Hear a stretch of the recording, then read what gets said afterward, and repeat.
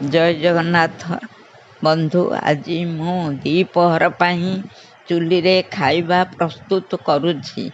एठी मु भात बसाइछि, तापरे मु माछ भाजिबी। आज पुओ दुई प्रकारर माछ आनिछि, रोही आउ पोहला माछ।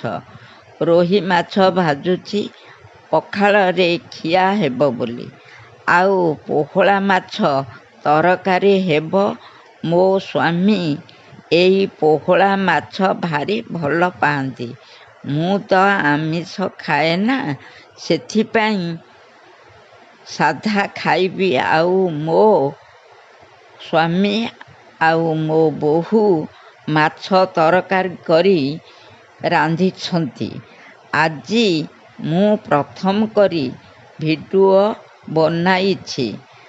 भल लागिथिले लाइव आउ शेयर करिवे। रहिली। जय जगन्नाथ। नमस्कार। बाय।